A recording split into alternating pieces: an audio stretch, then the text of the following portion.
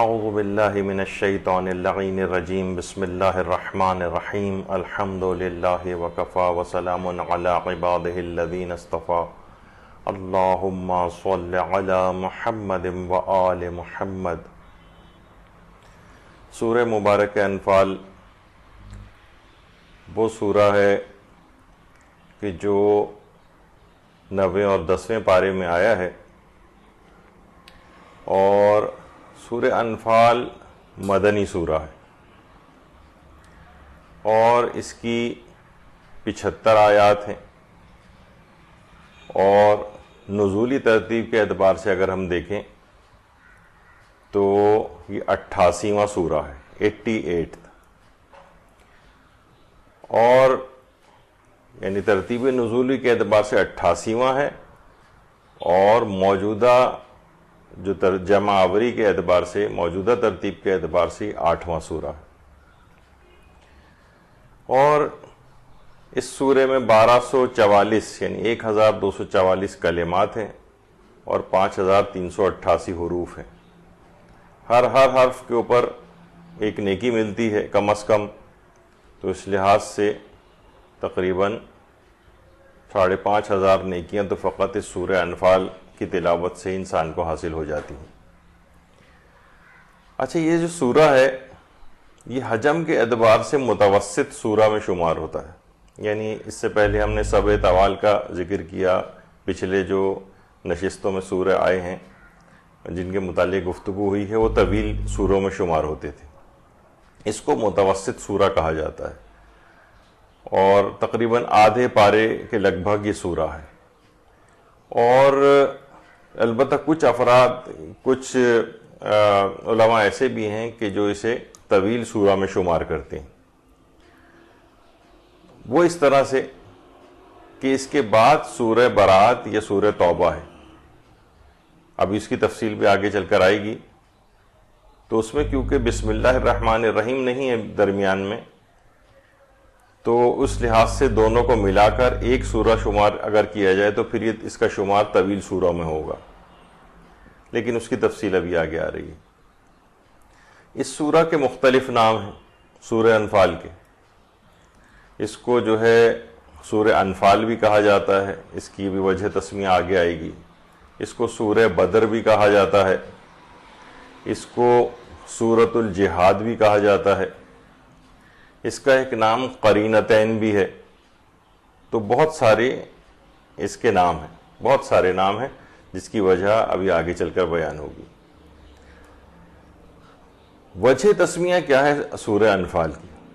دیکھیے، اس کی پہلی آیت ہی میں لفظ انفال آیا ہے، یسألونک عن الانفال۔ پیغمبر، یہ لوگ آپ سے انفال کے بارے میں سوال کرتے ہیں،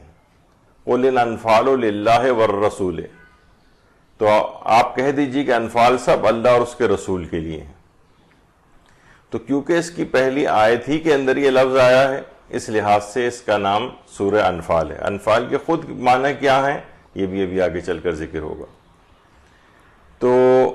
اچھا، اب دیکھیے، پورے قرآن میں یہ لفظ انفال یہ صرف اور صرف فقط اسی سورہ انفال میں استعمال ہوا، کسی اور سورہ کے اندر یہ لفظ استعمال نہیں ہوا، اور اس سے مراد جنگی غنائم ہوتے ہیں، یعنی مال غنیمت، اور اس سے مراد عمومی ثروتیں بھی ہیں، یعنی عمومی مال و دولت وغیرہ بھی اس سے مراد ہے، یعنی جنگی مال غنیمت بھی اس میں شامل ہوتے ہیں انفال میں، اور عمومی مال و دولت وغیرہ بھی اس سے مراد ہوتی ہے۔ اچھا، یہ تو ہے کہ اس کو سورہ انفال کیوں کہا جاتا ہے، اس وجہ سے کہ اس کی پہلی آیت ہی میں لفظ آیا ہے جو کہ جنگی مال غنیمتوں اور عمومی مال و دولت کے لیے استعمال ہوا ہے۔ دوسرا، اس کا ایک نام سورہ بدر بھی ہے۔ اس کی وجہ تسمیہ یہ ہے کہ یہ سورہ جنگ بدر کے موقع پر اس وقت نازل ہوا تھا کہ جب مسلمانوں میں مال غنیمت کے سلسلے میں کچھ اختلافات ہو گئے تھے۔ اس کا ایک نام سورۃ الجہاد بھی ہے، اور اس وجہ سے کہ یہ جہاد کے موقع پہ نازل ہوا تھا، اور اس کا ایک نام قرینتین بھی ہے، قرینتین۔ جیسے کہ اس سے پہلے ابھی ہم نے ذکر کیا کہ سورہ انفال کے فوراً بعد سورہ برات یعنی سورہ توبہ ہے، سورہ توبہ۔ تو سورہ توبہ سے پہلے بسم اللہ الرحمن الرحیم نہیں. تو اس لحاظ سے یہ دونوں سورے ایک دوسرے کے بہت قریب قریب واقع ہوئے ہیں. اگر بیچ میں سے بسم اللہ نکال دی جائے تو بالکل گویا لگتا ہے کہ یہ ملے ہوئے سورے ہیں, اور ملے ہوئے یا بہت قریب کو کے ہونے کی وجہ سے اس کو قرینتین کہا گیا. اچھا, اتنی اور چیز اس میں ذکر کر دینی ضروری ہے کہ سورہ برات جس وقت انسان شروع کر رہا ہو, اس کے متعلق علماء کہتے ہیں اس وقت تو بسم اللہ الرحمن الرحیم نہیں پڑھے. یعنی اگر بالکل ابتدا سے سورہ توبہ پڑھ رہے ہوں یا سورہ برات پڑھ رہے ہوں تو بسم اللہ الرحمن الرحیم نہیں پڑھی جاتی. لیکن اگر کوئی شخص مثلا سورہ برات اس نے پڑھنی شروع کی اور اس کے بعد پڑھتا ہوا آگے نکل گیا, پھر اس نے سلسلے کو روکا اور پھر اپنے کاموں میں مشغول ہو گیا, پھر دوبارہ سلسلے کو شروع کیا, یعنی درمیان سے اگر کسی مقام پر درمیان سے اس کو اگر اس سورے کو پڑھا جائے تو پھر برکت کی نیت سے بسم اللہ الرحمن الرحیم پڑھنے میں کوئی ممانعت نہیں. یعنی جس وقت بس ابتدا کی جا رہی ہو اس وقت نہ پڑھا جائے, لیکن بعد کی آیات میں اگر کبھی ان کی الگ سے بیچ میں سے آپ کو تلاوت کرنا چاہیں کہ سورے کو پڑھتے ہوئے اگر آپ آگے نکل جائیں اور پھر کوئی بیچ میں تعطل واقع ہو جائے اور پھر دوبارہ سورے کو شروع کریں تو پھر بسم اللہ الرحمن الرحیم پڑھنے میں حرج نہیں, صرف ابتدا میں پڑھنے میں ممانعت ہے. تو سورہ انفال مثلا انسان پڑھتا ہوا جا رہا ہے, پھر بغیر بسم اللہ کے سورہ برات شروع ہو گئی, تو بعض نے اس کو ملا کر ایک ہی سمجھا ہے, تو اس وجہ سے اس سورے کو قرینتین کا نام دے دیا گیا ہے. اچھا, فضائل سورہ انفال کیا ہیں؟ دیکھیے, ہمارے ایک عالم گزرے ہیں شیخ جعفر آل کاشف الغطا, جن کی مشہور کتاب کشف الغطا ہے. اس کی تیسری جلد میں شیخ جعفر آل کاشف الغطا نے بات ارشاد فرمائی ہے کہ ہر ماہ اس سورے کی تلاوت کرنا مستحب موقدہ ہے, تاکیدی مستحب ہے, کیونکہ ہمارے چھٹے امام جعفر صادق علیہ السلام کی ایک روایت میں ہر ماہ اس سورے کی تلاوت کے بہت ہی عظیم فوائد ذکر ہوئے, بہت عظیم فوائد. تو اس لحاظ سے اس کو تاکیدی مستحب اس کتاب کے اندر قرار دیا گیا ہے. اور اس کے جو فضائل اور فوائد ہیں وہ اگر ہم دیکھیں, یعنی ایک تو ہے کہ ہر مہینے میں کم سے کم ایک مرتبہ سورہ انفال کی تلاوت کی جائے. سب سے پہلا فائدہ یعنی جو ہم ذکر کر رہے ہیں اس میں کہ یہ سورہ جو ہے نفاق سے بری کروا دیتا ہے, نفاق سے.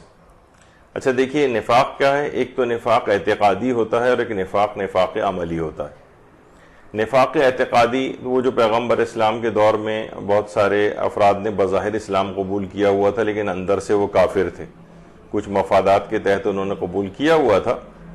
اس کو نفاق اعتقادی کہا جاتا ہے. اور ایک نفاق عملی, نفاق عملی ہے کہ ہمارا عمل جتنا ہمیں علم ہوتا ہے کہ ہمیں یہ کام کرنے چاہیے اس کے مطابق ہمارا عمل نہیں ہو پاتا. یہ عملی ایک نفاق ہے, یعنی ہمارا میچ نہیں کرتا علم اور عمل آپس میں. تو یہ جو سورہ ہے اس کی تلاوت نفاق عملی اور نفاق اعتقادی دونوں سے محفوظ رکھتی. ایک تو تفسیر مجموع البیان ہے ہماری, اس میں ہمارے چھٹے امام جعفر صادق علیہ السلام کی ایک روایت ہے کہ جو ہر ماہ سورہ انفال کی تلاوت کرے, ہر ماہ, اور اس کے ساتھ سورہ برات کی بھی تلاوت کرے, یعنی ان دونوں سوروں کو اکثر روایات کے اندر ملا کر بیان کیا گیا اور ان کے فوائد ذکر ہوئے ہیں. اسی وجہ سے وہ قرینتین وغیرہ کی بات آپ نے ابھی سنی کہ اتنے قریب یہ سورے واقع ہیں کہ بیچ میں بسم اللہ نہیں ہے, اس وجہ سے ایک ملے ہوئے محسوس ہوتے ہیں. تو امام فرماتے ہیں کہ اگر کوئی شخص یہ دو سورہ ہر ماہ تلاوت کرے, یعنی سورہ انفال اور سورہ برات, تو امام فرماتے ہیں کہ روح نفاق اب اس کے اندر داخل نہیں ہو سکتی, یعنی نہ تو اعتقادی طور پر اور نہ ہی عملی طور پر. یعنی اب اس کا جو عمل ہے یہ اس کے علم کے مطابق ہو جائے گا. یہ بہت بڑا مسئلہ ہے کہ ہمارے ہاں تو آپ دیکھیے نا کہ پورا مسئلہ اسی کے اوپر ہی ہے ہماری زندگیوں کا, کہ ہمیں سب باتیں معلوم ہوتی ہیں, غیبت کی برائی معلوم ہے, جھوٹ کی برائی معلوم ہے, بے حجابی کی برائی معلوم ہے, اور اس طرح سے دیگر چیزوں کی برائی معلوم ہونے کے باوجود اس کے مطابق عمل نہیں کر پاتے, اور اس کو چھوڑ نہیں پاتے، نیکیوں کی اچھائی معلوم ہے لیکن اس کے باوجود جو ہے ہم اتنا عمل نہیں کر پاتے کہ جتنی معلومات ہمارے پاس ہوتی ہیں، تو بہرحال روح نفاق اب اس کے اندر داخل نہیں ہو سکتی، اب اس کا عمل اس کے علم کے مطابق ہو جائے گا، اور عمل اگر علم کے مطابق ہو جائے تو ایک بہترین مومن کے طور پر وہ معاشرے کے اندر ظہور کرے گا، جس سے معاشرہ بھی استفادہ کرے گا اور یہ بھی اپنی آخرت والی بہترین منازل کو حاصل کر لے گا۔ تو امام فرماتے ہیں پہلے ہر مہینے اگر یہ 2 سورہ تلاوت کیے جائیں تو ایک تو فائدہ اس کا یہ ہے کہ روح نفاق اس میں اب داخل نہیں ہو سکتی، دوسرا فائدہ یہ امام نے بتایا کہ اب وہ امیر المومنین کا حقیقی شیعہ شمار کیا جائے گا، حقیقی طور پر حضرت امیر المومنین کا پیروکار شمار کیا جائے گا۔ اور تیسرا فائدہ یہ بتایا گیا اس روایت کے اندر، امام فرماتے ہیں کہ قیامت کے دن وہ حضرت امیر کے ساتھ جنتی کھانا کھائے گا، قیامت کے دن حضرت امیر المومنین کے ساتھ جنتی کھانا تناول فرمائے گا، یہاں تک کہ لوگ حساب و کتاب سے فارغ ہو جائیں۔ باقاعدہ بحار الانوار میں بھی ہے، مجموع البیان میں بھی ہے، ثواب الاعمال میں بھی ہے، مستدرک الوسائل میں بھی ہے، تفسیر عیاشی میں بھی ہے، کتاب کنز الدقائق میں بھی ہے، ان سب کے اندر یہ والی روایت موجود ہے کہ یہ اتنی جو فوائد چھٹے امام نے ذکر کیے ہیں سورہ انفال کے، اور سورہ انفال کے ساتھ سورہ برات بھی اگر ساتھ میں تلاوت کی جائے مہینے میں کم سے کم 1 دفعہ، جو اتنا بڑا ٹاسک نہیں ہے، پورے مہینے میں صرف ایک دفعہ صرف اگر اس سورے کو باقاعدہ اپنے کیلنڈر پہ ان 2 سوروں کو مارک کر لیا جائے تو انشاءاللہ یہ تمام فوائد اس کو حاصل ہوں گے۔ اچھا، دوسرا فائدہ اس کا یہ بتایا گیا کہ پیغمبر اسلام ختمی مرتبہ صلی اللہ علیہ وآلہ وسلم، اللہم صلی علی محمد وآل محمد، ان کی شفاعت کا حقدار قرار پائے گا۔ یہ بھی روایت بحار الانوار میں ہے، تفسیر برہان میں بھی ہے، مجموع البیان میں بھی ہے، تفسیر عیاشی میں بھی ہے کہ پیغمبر اکرم صلی اللہ علیہ وآلہ وسلم یہ بات ارشاد فرماتے ہیں کہ جو بھی ان 2 سوروں کی تلاوت کرے گا، سورہ انفال اور سورہ برات، تو پیغمبر فرماتے ہیں کہ قیامت کے دن میں اس کی شفاعت کروں گا اور گواہی دوں گا کہ اس کا قاری منافق نہیں تھا۔ اللہ اکبر! یعنی پیغمبر اکرم اگر کسی کی شفاعت کریں اور قیامت کے دن اس شخص کے حق میں گواہی دیں کہ یہ نفاق سے بری ہے، یہ اپنے علم پر عمل کرنے والا تھا، اب اس کے نجات دہندہ ہونے میں، نجات یافتہ ہونے میں تو اس کے کوئی شک و شبہ باقی نہیں رہے گا، تو پیغمبر اسلام کی شفاعت کا حقدار قرار پائے گا۔ اس کا ایک اور فائدہ ذکر یہ کیا گیا ہے کہ قید سے رہائی اور نجات کے لیے سورہ بڑا مجرب ہے۔ جو کتاب خواص آیات قرآن کریم، اس میں بھی یہ بات آئی ہے کہ ہمارے چھٹے امام جعفر صادق علیہ السلام فرماتے ہیں کہ اگر کوئی شخص کسی قید خانے میں ہو یا کسی مشکل میں گرفتار ہو اور وہ وہاں سورہ انفال کی 7 بار تلاوت کرے، 7 بار، تو وہ قید سے نجات حاصل کر لے گا، قید سے نجات حاصل کر لے گا اگر کوئی قیدی 7 مرتبہ سورہ انفال کی تلاوت کر لے۔ تو بہت سارے ہمارے جوان ہیں جو کہ مسنگ پرسنز کے طور پر شمار ہوتے ہیں، کچھ پتہ نہیں چل رہا ہے، ان کے گھر والے بھی ان کی طرف سے اس عمل کو کر سکتے ہیں، اور کسی کے علم میں ہو اور خدا نخواستہ کوئی ایسی صورتحال پیش آ جائے تو یہ دماغ میں رہے کہ قید سے نجات کے لیے 7 مرتبہ سورہ انفال کی تلاوت بڑی مجرب ہے اور انسان قید سے رہائی حاصل کر لیتا ہے۔ اچھا، ایک ساتھ اگر اس کو نہ پڑھ سکیں تو اس کو وقفے دے کر بھی پڑھ سکتے ہیں، یعنی یہ ضروری نہیں کہ ایک دفعہ شروع کیا جائے تو پوری 7 ایک ہی سٹنگ کے اندر ختم کی جائے، مناسب وقفے دے کر 7 کا عدد مکمل کیا جا سکتا ہے۔ پھر اس کے بعد جو اگلی اس کی فضیلت ہے وہ یہ ہے کہ حاکم کی شر سے حفاظت کے لیے جو کتاب ہے خواص آیات قرآن کریم، اس کے اندر بھی یہ بات آئی ہے، مجربات امامیہ میں بھی بات آئی ہے، اور اس میں چھٹے امام جعفر صادق علیہ السلام کی روایت نقل کی گئی ہے کہ جو اس سورے کو لکھ کر گلے میں پہنے، جو اس سورے کو لکھ کر گلے میں اپنے لٹکائے یا پہنے، وہ جب بھی حاکم کے سامنے ڈٹ کر کھڑا ہوگا وہ دلیل اور حجت رکھتا ہوگا۔ اب مقدمات عدالت ہوتے ہیں، بعض اوقات پولیس کچہریوں کی نوبت آتی ہے، تو چھٹے امام فرماتے ہیں کہ اس سورے کو لکھ کر اور گلے میں پہن لے، تو جب بھی وہ حاکم کے سامنے جائے گا ہمیشہ ڈٹ کر کھڑا ہوگا، دلیل و حجت رکھتا ہوگا، یعنی اب وہ حاکم جو ہے امام فرماتے ہیں اس کا حق ادا کرے گا اور اس کی حاجت کو پورا کرے گا، یعنی فیصلہ گویا اسی کے حق میں ہو جائے گا، یعنی جو یہ چاہے گا وہی ہو جائے گا۔ تو یہ اس کا ایک بہت اہم،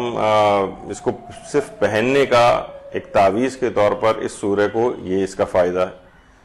اور اس کے علاوہ تمام امور میں کامیابی کے لیے بھی یہ سورہ بہت مجرب ہے۔ بعض اوقات ہوتا ہے نا کہ ہم ایک ایک اپنے کاموں کے لیے الگ الگ چیزوں کے عملیات کرنا مشکل ہوتے ہیں، تو خواص سورہ قرآنیہ کے اندر بھی ہے، مجربات امامیہ میں بھی ہے۔ حضرت ابن عباس جو صحابی تھے ان کی روایت ہے کہ جو شخص بھی سوتے وقت سورہ انفال کی تلاوت کرے یا اس پر سورہ انفال تلاوت کی جائے، یعنی یا تو خود تلاوت کر لے یا کوئی اور شخص اس پر سورہ انفال تلاوت کرے، جیسے والدین ہیں اپنی اولاد کے اوپر تلاوت کر رہے ہیں، یا حضرت ابن عباس فرماتے ہیں کہ یا لکھی ہوئی سورہ انفال اس کے پاس ہو، تو پروردگار اسے اس کے تمام امور میں کامیابی و کامرانی عطا فرمائے گا، تمام امور میں۔ تو یہ ایک بہت اہم ہے، یعنی یا تو سورہ انفال سوتے وقت تلاوت کرے یا اس پر تلاوت کی جائے، یعنی وہ خود تلاوت نہیں کر رہا لیکن کوئی دوسرا شخص اس کے اوپر تلاوت کر رہا ہے یا اس کے لیے تلاوت کر رہا ہے، یا سورہ انفال لکھی ہوئی اس کے پاس ہو، تو اس کو اپنے تمام امور میں، یعنی ایک ایسی برکت اس کو حاصل ہوگی کہ جتنے کاموں میں ہاتھ ڈالے گا وہ سارے کامیاب ہوتا چلا جائے گا۔ ان تمام سوروں کی جو فضائل ہیں اس میں کوئی بعید نہیں ہیں یہ چیزیں، اگر اعتقاد کے ساتھ ان تمام چیزوں کو انجام دیا جائے، کیونکہ فقط قرآن یقیناً کتاب ہدایت ہے، لیکن اس کے ساتھ ساتھ اس کے بے پناہ فضائل اور برکات اور ہیں، دین اور دنیا کی ہر خیر قرآن کے اندر موجود ہے، اس سے تمام فوائد حاصل کیے جا سکتے ہیں۔ اچھا، اس کے علاوہ اس کی تلاوت سے بے پناہ ثواب ملتا ہے۔ تفسیر مجموع البیان جو علامہ طبرسی نے لکھی ہے، اس میں ایک روایت ہے ہمارے پیغمبر اکرم ختم مرتبہ صلی اللہ علیہ وآلہ وسلم کی، کہ پیغمبر فرماتے ہیں کہ جو اس سورہ کی تلاوت کرے دنیا کے تمام منافق مرد اور عورتوں کی تعداد کے 10 گنا برابر نیکیاں اس کے نامہ اعمال میں لکھی جاتی ہیں، اور ان لوگوں کی، یعنی منافقین کی پوری دنیا میں جو تعداد پائی جاتی ہے اس کے 10 گنا برابر گناہ اس کے معاف ہوتے ہیں، اور عرش پر جو فرشتے موجود ہیں اس کی زندگی ہی میں اس پر درود بھیجتے ہیں۔ دیکھیے بہت سی روایات میں یہ آیا ہے کہ اللہ درود بھیجتا ہے، کہیں ہے فرشتے درود بھیجتے ہیں، تو اللہ کا درود بھیجنا یہ نزول رحمت کرواتا ہے، یعنی اللہ کے درود بھیجنے سے مراد ہے اللہ اپنی رحمت نازل فرماتا ہے۔ فرشتوں کا درود بھیجنا طلب مغفرت ہے، اور بندوں کا جو درود بھیجنا ہے وہ درجات میں بلندی کی دعا ہے، یعنی ان سب افراد کے، یعنی اللہ کا درود بھیجنا الگ معنی میں ہے، فرشتوں کا درود بھیجنا الگ معنی میں ہے، اور صاحبان ایمان کا درود بھیجنا الگ معنی میں۔ اللہ کا درود نزول رحمت ہے، فرشتوں کا درود طلب مغفرت ہے، اور عام مومنین کا درود درجات میں بلندی کی دعا ہے۔ تو اگر کوئی شخص سورہ انفال کی تلاوت کرتا ہے تو دنیا کے تمام منافقین جو مرد اور عورت ہیں ان کی تعداد کے 10 گنا برابر نیکیاں اس کے نامہ اعمال میں لکھی جاتی ہیں، ان کی تعداد کے 10 گنا برابر گناہ اس کے محو ہوتے ہیں، اور عرش پر فرشتے اس کی زندگی میں اس پر درود بھیجتے رہتے ہیں، یعنی اس کے لیے مسلسل طلب مغفرت کرتے ہیں۔ اچھا، اب اس دماغ میں ایک سوال آتا ہے کہ اس سے پہلے بھی آیا ہے کہ کچھ روایات میں کچھ سورہ کے لیے آیا ہے کہ تمام دنیا میں پائے جانے والے منافق مشرکین کی تعداد کے برابر نیکیاں دی جاتی ہیں، یہاں پر آیا کہ پوری دنیا میں موجود منافقین کی تعداد کے 10 گنا برابر نیکیاں دی جاتی ہیں۔ تو دیکھیے منافقین کی تعداد اور دنیا میں جو آپ کو پتہ ہے کہ اکثریت بہرحال دنیا کی تعداد کے اعتبار سے دیکھا جائے تو وہ گمراہ میں شمار ہوتی ہے، یعنی جو اسلام کے علاوہ دیگر ادیان کی پیروی کرنے والے ہیں، تو منافقین کو بعض اوقات اپنی کثرت کے اوپر بڑا گھمنڈ ہو جاتا ہے. تو جیسے آج کل کفار کی تعداد جو ہے وہ سب سے زیادہ ہے، مسلمانوں سے بھی زیادہ ہے، تو آخرت میں ان کے اسی ظلم اور غرور کو خاک میں ملانے کے لیے مومن کو اتنے درجات بلند کیے جاتے ہیں اور اس کے اس قدر گناہ جو ہے اس کے معاف ہوتے ہیں کہ جن پر تم اتنا گھمنڈ کر رہے تھے اپنی تعداد، مومن کو آخرت میں اسی تعداد کے 10 گنا برابر اجر و ثواب جو ہے دے کر اس کو خوش کیا جائے گا اور ان کے دل کو جلایا جائے گا. تو بہرحال بے پناہ ثواب ہے اس کا. اچھا، اسی طرح سے قیامت کے دن حساب و کتاب سے نجات دلانے والا سورہ ہے. حساب و کتاب سے نجات دلانے والا. ثواب الاعمال میں شیخ صدوق نے بھی اس روایت کو لکھا ہے ہمارے چھٹے امام جعفر صادق علیہ الصلوۃ والسلام کے حوالے سے کہ جو بھی اس سورہ کی تلاوت یعنی سورہ انفال کی تلاوت کرے گا اس کا شمار حساب و کتاب سے نجات یافتہ شیعوں میں سے ہوگا، یعنی جن سے کوئی حساب و کتاب نہیں لیا جائے گا. تو یہ پروردگار عالم کی ایک الگ ایک لطف و کرم والی بات ہوگی کہ جو اس سورے کے قاری کو اور اس سورے کی تلاوت کرنے والے کو پروردگار اس کا اجر و ثواب عطا کرے گا. اس کا ایک اور فضیلت یہ ہے سورے کی کہ قرض کی ادائیگی کے لیے سورہ بڑا مجرب ہے. تفسیر برہان میں اس سورے کی تلاوت کو قرض کی ادائیگی کے لیے بہت ہی مجرب شمار کیا گیا ہے. بہت سارے لوگ بہت زیادہ قرض ان کے اوپر ہوتا ہے تو وہ اگر کم سے کم ہر ہفتے ایک مرتبہ سورہ انفال کی تلاوت کریں تو انشاءاللہ اس کا ان کا قرض بہت ہی جلد ادا ہو جائے گا. بہت مجرب سورہ ہے. ایک اور اس کا فائدہ یہ ہے کہ یہ ہر وقت خوش اور مطمئن رکھنے والا سورہ ہے. دیکھیے آج کل تو ہر وقت لوگوں کے اوپر مایوسی، مشکلات، پریشانیاں، کبھی بیماریاں، کبھی اور زندگی کی مشکلات ہوتی ہیں کہ ہر وقت انسان زیادہ تر اوقات میں تو پریشان ہی رہتا ہے. کتاب جو ہے خواص آیات قرآن کریم، اس میں ایک عمل بتایا گیا ہے جو وہ عمل رمضان میں کرنا ہے، اور رمضان کچھ عرصے بعد آنے ہی والا ہے. وہ یہ ہے کہ رمضان کی 27 تاریخ کو یہ انسان آپ کو چاہیے کہ اس کو کیلنڈر کے اوپر مارک کر لیں کہ رمضان المبارک کی 27 تاریخ کو سورہ انفال کی آیت نمبر 10 وَمَا جَعَلَهُ اللَّهُ إِلَّا بُشْرَى وَلِتَطْمَئِنَّ بِهِ قُلُوبُكُمْ، اور اسے ہم نے صرف ایک بشارت قرار دیا تاکہ تمہارے دل مطمئن ہو جائیں، اور مدد تو صرف اللہ ہی کی طرف سے، اللہ ہی صاحب عزت اور صاحب حکمت ہے. تو یہ والی جو سورہ انفال کی آیت نمبر 10 ہے، یہ ماہ رمضان المبارک کی 27 تاریخ کو نیت خالص کے ساتھ اور خدا پر توجہ رکھتے ہوئے اور اس کے معنی کو سمجھتے ہوئے اگر کسی کاغذ کے اوپر لکھے، کسی کاغذ پہ لکھے اور اس کو کسی نگین یا انگوٹھی وغیرہ میں پہن لے. اب وہ خود آپ دیکھیں گے اس کو کس طریقے سے اس لکھی ہوئی چیز کو انگوٹھی کے طور پہ پہنا جا سکتا. تو کتاب خواص آیت قرآن کریم میں ہی کہ اگر 27 رمضان کو اس طرح سے سورہ انفال کی آیت نمبر 10 کو مکمل توجہ اور پروردگار عالم پر مکمل توجہ کے ساتھ اس کے معنی کو سمجھتے ہوئے اور خالص نیت کے ساتھ اگر اس کو لکھ کر اور ایک انگوٹھی اور یا کسی نگینے وغیرہ میں پہن لے تو وہ ہمیشہ شادمان و خوش و مطمئن رہے گا. یعنی اب اسے کوئی ڈپریشن نہیں ہوگا، غم و تکالیف تو زندگی میں آتے ہی ہیں لیکن یہ مطمئن رہے گا. دیکھیے آج کل تو یہ ہو گیا نا کہ ہم تو صرف اندیشوں ہی کے اندر اپنے آپ کو پریشان کر کے رکھ لیتے ہیں. ایک مصیبت ابھی آئی نہیں ہے اور اس کے لیے پہلے سے واویلا شروع ہو جاتا ہے. تو بہرحال اس میں یہ ہے کہ مشکلات اور پریشانی تو اس کے بعد بھی آتی رہیں گی، لیکن یہ کہ انسان بالکل خوش اور مطمئن رہے گا، اس کے دل کو کوئی یعنی بالکل جواں مردی کے ساتھ اس کا جو ہے مقابلہ کرے گا. تو بہرحال مکمل خوش اور مطمئن رکھنے والا یہ اس سورے کی آیت نمبر 10 کی خصوصیت ہے. اور اس کے علاوہ یہ کہ وہ اپنے دشمنوں پر بھی فتح یاب ہوگا. اگر یہ آیت نمبر 10 اس کے پاس انگوٹھی کے اندر مثلا اگر کوئی شخص چاہے تو اپنی انگوٹھی کے نگینے کے اوپر اس آیت نمبر 10 کو کندہ بھی کروا سکتا ہے اور اس کے اوپر اگر نیل پالش وغیرہ ایک ٹرانسپیرنٹ نیل پالش آتی ہے، وہ اگر اس کے اوپر ایک کوٹنگ کر دے تو بغیر وضو اس کے اوپر ہاتھ لگانے والا مسئلہ بھی جو ہے وہ ختم ہو جائے گا. ایک کوٹنگ آ جائے گی اس تحریر کے اوپر تو پھر اس کو ہاتھ بھی لگا سکتا ہے. تو بہرحال یہ انتہائی خوش اور مطمئن کر دینے والا سورہ ہے کہ اس کے بعد وہ شخص ہمیشہ شادمان اور خوش اور مطمئن رہے گا،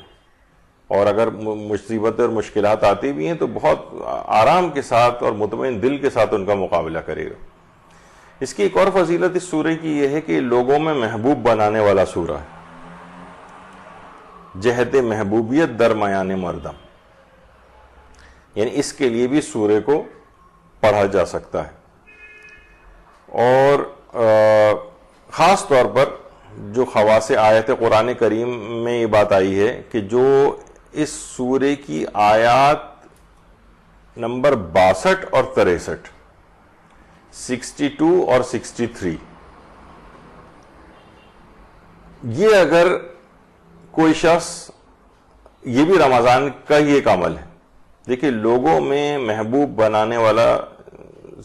سورہ ہے، اور اس کی جو 2 آیات ہیں خاص طور پر آیت نمبر 62 اور آیت نمبر 63. رمضان کا جو پہلا جمعہ ہے اس میں ظہر اور عصر کے درمیان کسی وقت ان 2 آیات کو لکھے، اور باطہارت ہو کر لکھے. اور علماء فرماتے ہیں جو بھی دیکھیے بہت ساری چیزیں اس طرح کی ہیں کہ جو علماء کے کچھ تجربات ہیں، خاص طور پر جو عملیات وغیرہ کے جو علماء ہوتے ہیں ان کی الگ تجربات ہیں اس سلسلے میں، اور ان کے پاس الگ اس کے دلائل ہوتے ہیں جو ہر جگہ بیان بھی نہیں ہوتے. بہت سے لوگ جو ہیں اپنی سطحی سی معلومات سے جو ہے نا وہ عام طور پر ان چیزوں کا مذاق اڑانے لگتے ہیں کہ بھئی صرف تو سورہ کی تلاوت ہی کر لی جائے، یا مثلا ان آیات کی تلاوت کر لی جائے. اس کو ان چیزوں میں کرنے کی کیا ضرورت ہے، جیسے کہ جس میں بیان ہو رہا ہے کہ رمضان کے پہلے جمعے میں ظہر و عصر کے درمیان ان آیات نمبر 62 اور 63 کو لکھنا ہے، باطہارت ہو کر لکھنا ہے، اور 3 کاغذوں کے اوپر لکھنا ہے جو 3 مختلف رنگوں کے ہوں، سبز، زرد اور سرخ. جو عملیات کے علماء ہیں وہ فرماتے ہیں کہ ان دونوں آیات کو 3 کاغذوں کے اوپر لکھنا ہے جو کہ الگ الگ رنگوں کی ہوں، یعنی جو کاغذ ہیں وہ الگ رنگوں کے ہوں، ایک سبز ہو، ایک زرد ہو اور ایک سرخ ہو. اور ان 2 آیات کو لکھ کر اپنے پاس رکھے تو وہ جس سے بھی ملے گا اس کا محبوب بن جائے گا، اس کا فیورٹ ہو جائے گا، لوگوں میں اس کی محبوبیت پیدا ہو جائے گی، لوگوں میں اب کوئی اس کے خلاف نہیں رہے گا. لوگوں کو عام طور پر آج کل یہ بہت ہوتا ہے نا کہ جناب وہ میرے خلاف ہے اور وہ میرے خلاف ہے اور وہ میرے خلاف ہے. اور جبکہ ہم اس میں دیکھتے ہیں کہ آیت اللہ مرشی نجفی کا جو وصیت نامہ ہے اس میں آیت اللہ مرشی نجفی نے اپنے زمانے طالب علمی کے جو ایام تھے اس کے اندر اس بات کا ذکر کیا تھا کہ لوگ میرے بہت زیادہ خلاف ہو گئے تھے، ہر شخص میرے خلاف ہو گیا تھا، میں بڑا مایوسی کی سی کیفیت کے اندر چلا گیا تھا کہ اتنے لوگ میرے خلاف ہو گئے. اچھا بعض اوقات علماء حقہ کے تو لوگ خلاف ہو ہی جاتے ہیں، لیکن البتہ اگر ہم جیسے افراد ہیں ان کے بہت زیادہ ہر آدمی خلاف ہو رہا ہے اگر، تو ہمیں اپنا بھی ذرا جائزہ لینا چاہیے کہ بھئی ایسی کیا خرابی ہو گئی کہ ہر شخص ہمارے خلاف ہو رہا ہے. تو بہرحال اپنے محاسبہ کرتے ہوئے بھی اس کو دیکھنا چاہیے. لیکن یہ کہ اگر کوئی بلا وجہ لوگ آپ کے خلاف ہو رہے ہوں، اپنے دیانتداری سے اپنا جائزہ لیو کہ آپ کا اس میں کوئی قصور نہیں ہے، کچھ لوگ جیلس ہو رہے ہیں، حسد کا شکار ہو رہے ہیں، یا کسی اور وجہ سے خلاف ہو رہے ہیں آپ کے، تو پھر اس عمل کو اگر انجام دیا جائے، یعنی رمضان کے پہلے جمعے میں ظہر و عصر کے درمیان ان 2 آیات کو لکھا جائے، 62 اور 63 کو، اور باطہارت لکھا جائے اور 3 مختلف رنگوں کے کاغذوں پر لکھا جائے، جیسے کہ ابھی ہم نے بیان کیا کہ سبز، زرد اور سرخ رنگ کے کاغذ، اور پھر اس کے بعد اس کو اپنے پاس رکھا جائے. تو خواص آیات قرآن کریم کے اندر یہ بات آئی ہے کہ لوگوں میں اس کی محبوبیت پیدا ہو جائے گی، کوئی اس کے خلاف نہیں رہے گا. تو یہ اس کا ایک فائدہ ہے آیت نمبر 62، اور دوسری ہے آیت نمبر 63. اور آیت نمبر 63 الف بین قلوبہم، اور ان کے دلوں میں محبت پیدا کر دی ہے کہ اگر آپ ساری دنیا خرچ کر دیتے تو بھی ان کے دل میں باہمی الفت پیدا نہیں کر سکتے تھے، لیکن خدا نے الفت و محبت پیدا کر دی ہے کہ وہ ہر شے پر غالب اور صاحب حکمت ہے. تو آیت کو اگر ترجمے کے ساتھ پڑھا جائے ان تمام عملیات میں، تو اس کے اندر آپ دیکھیں گے کہ وہ اس کی خاصیت بھی اس کے اندر ان الفاظ کے اندر پائی جاتی جس کام کے لیے اس آیت کو پڑھا جا رہا ہے. تو ایک محبوبیت لوگوں کے دلوں میں اس شخص کے لیے پیدا ہو جائے گی جو اس آیت نمبر 62 اور 63 کی ویسے بھی تلاوت کرے. پورے سورہ پڑھے تو اور اچھا ہے، 62 اور 63 کی الگ سے بھی تلاوت کر سکتا ہے، اور اس عمل کو بھی انجام دے جو رمضان کے اعتبار سے ہے کہ جس کے اندر اس انداز سے ان آیات کو لکھا جاتا ہے. پھر اس کے بعد تمام مشکلات کی آسانی کے لیے یہ بات بھی آئی ہے. خواص کتاب جو آیات قرآن کریم ہے اس میں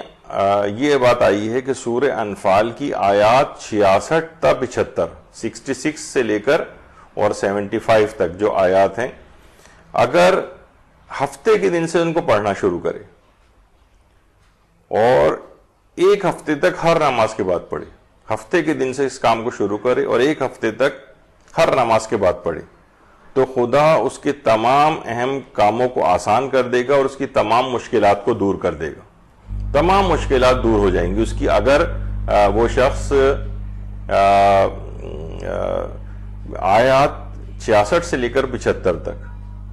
ہفتے کے دن سے پڑھنا شروع کرے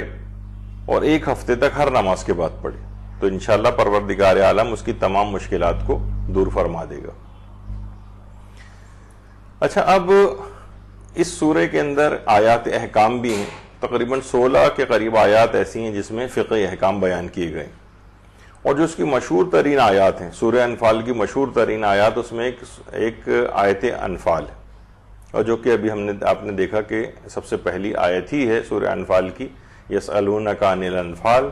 قل الانفال للہ والرسول. اچھا، انفال سے مراد دیکھیے وہ اموال ہیں جن کا کوئی خاص مالک نہیں ہوتا ہے، یعنی اس کے مالک جو ہیں وہ اللہ ہے، اس کا رسول ہے، اور یقیناً جو اس سلسلے میں علماء تفصیل بیان کرتے ہیں اور ان کے برحق جانشین ہیں. اچھا، جنگی غنائم اور جنگی مال غنیمت بھی اس میں شامل ہیں. علامہ طباطبائی نے بھی اس بات کو لکھا ہے، آیت اللہ ناصر مکارم شیرازی نے بھی اس بات کو لکھا ہے کہ جنگی غنائم بھی اس میں شامل ہیں اور جو عمومی ثروتیں ہیں وہ بھی شامل ہیں. جنگ بدر میں جب مسلمانوں کو کامیابی نصیب ہوئی تھی تو مہاجرین اور انصار کے ایک گروہ نے، پورے تمام مہاجرین اور انصار نہیں، ان کے ایک گروہ میں مال غنیمت کے سلسلے میں آپس میں جھگڑا ہو گیا تھا. وہ جو گروہ تھا وہ رسول خدا صلی اللہ علیہ وآلہ وسلم کی خدمت اقدس میں آیا، اور اس موقع پر یہ آیت نازل ہوئی، یسألونک عن الانفال، یعنی جس معاملے میں جھگڑا ہو رہا تھا. تو بہرحال ان اموال کا اختیار جو ہے، جو انفال ہیں، وہ اللہ، رسول اور ائمہ کے پاس ہے. اور انفال دیکھیے ہر اضافی چیز کو نفل کہتے ہیں، ہر اضافی چیز کو، یعنی نفل کی جمع انفال ہے جو اصل سے زیادہ ہو. اسی بنا پر دیکھیے جو وہ نماز یومیہ سے، بعض نماز یومیہ میں جو نوافل ہیں اس کے وہ واجب نماز سے پہلے پڑھے جاتے ہیں، بعض نمازوں میں واجب نماز کے بعد پڑھے جاتے ہیں، تو ان کو بھی نافل اسی وجہ سے کہا جاتا ہے کہ واجب نمازوں کی جو اصل واجب نمازیں ان سے یہ زائد پڑھے جاتے ہیں، اس وجہ سے ان کو نافلہ کہا جاتا ہے. یعنی انفال کسی کی ملکیت میں نہیں ہوتے تھے، یہ اللہ اور اس کے رسول کی ملکیت ہے. یعنی لوگ جو آپس میں جھگڑا کر رہے تھے مال غنیمت کے علاوہ اس طرح کی چیزوں میں، تو اس میں ان کو یہ بات بتائی گئی کہ یہ اللہ اور اس کے رسول کی ملکیت ہے، یہ عمومی لوگوں کی ملکیت نہیں. تو بہرحال اس کی جو اہم ترین، جو مشہور ترین جو آیات ہیں ان میں ایک آیت انفال ہے جو پہلی آیت تھی.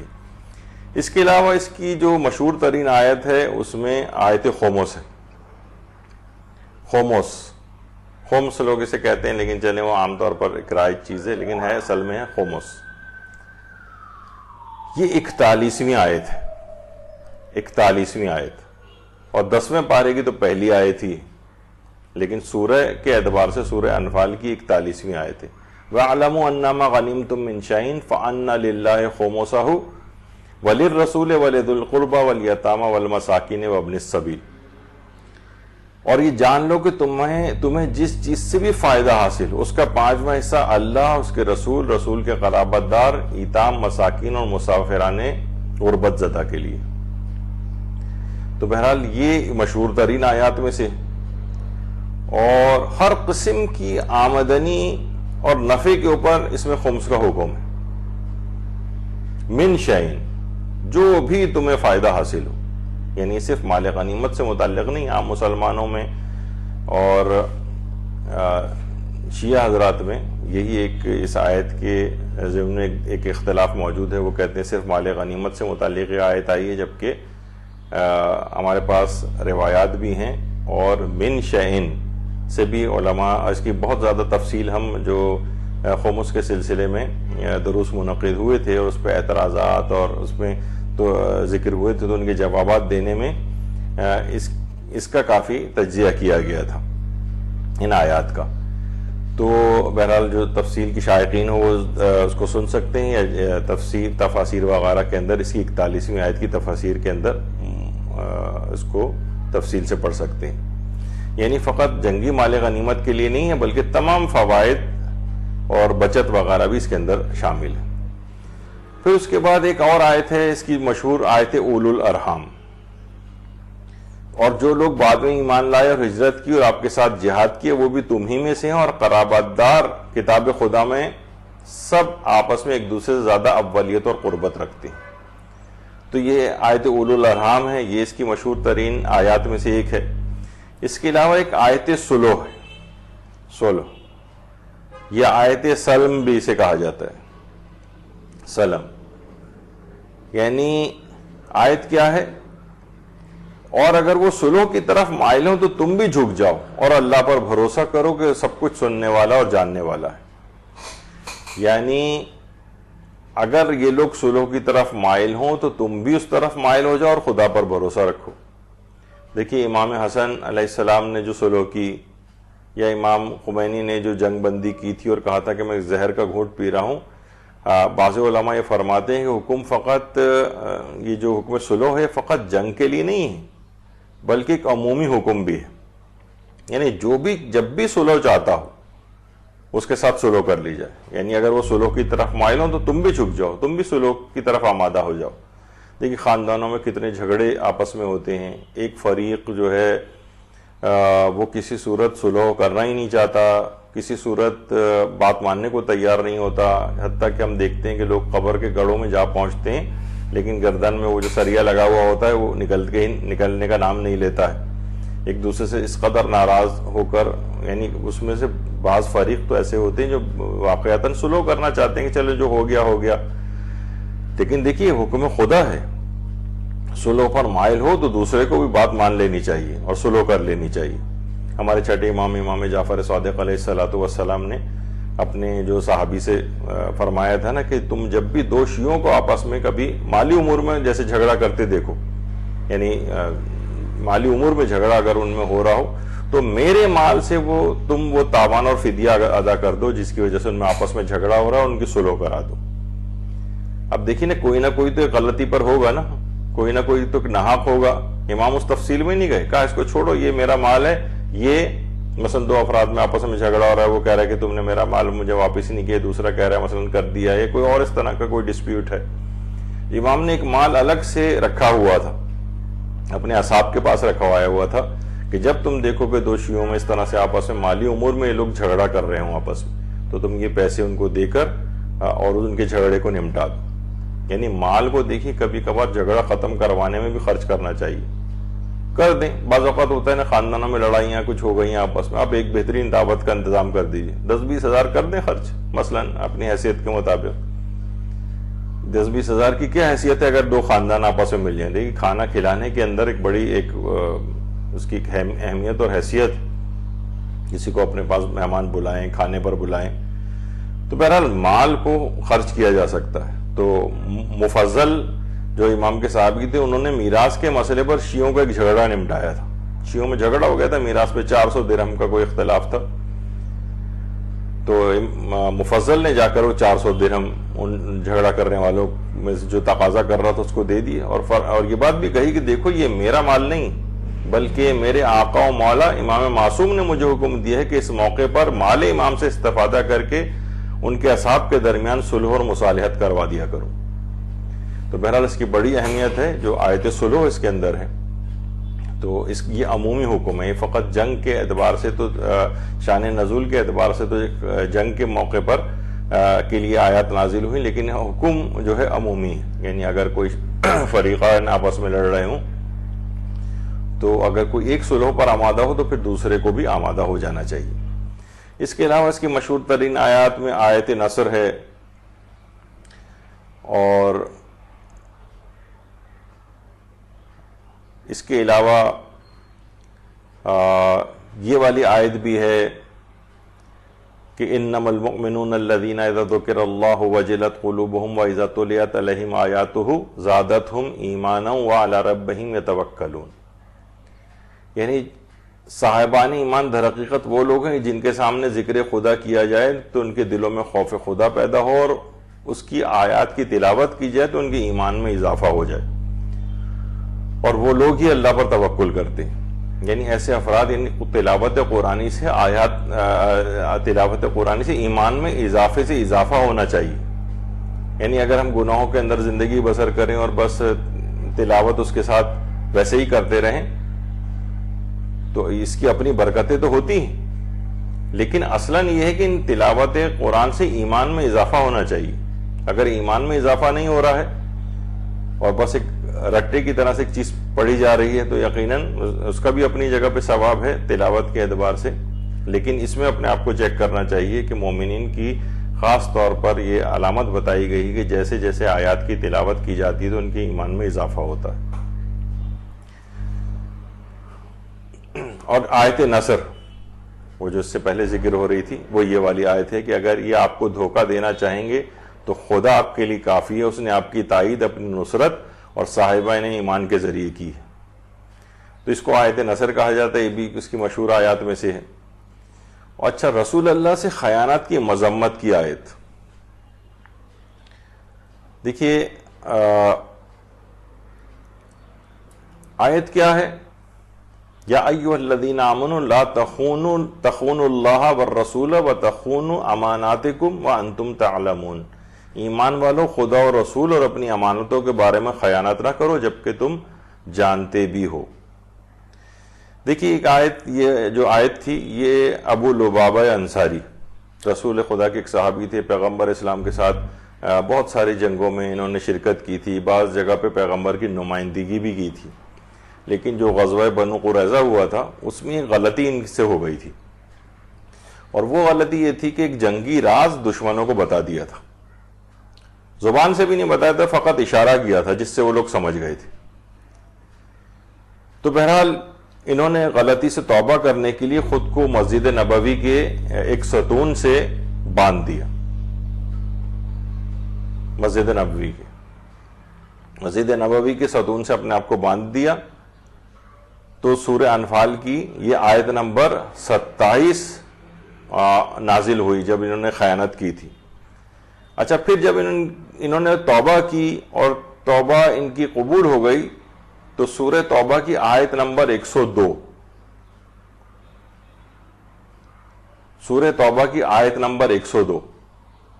اور دوسرے وہ لوگ جنہوں نے اپنے گناہوں کا اعتراف کیا کہ انہوں نے نیک اور بد اعمال مخلوط کر دی ہیں، ان قریب خدا ان کی توبہ قبول کر لے گا کہ وہ بڑا بخشنے والا اور مہربان ہے۔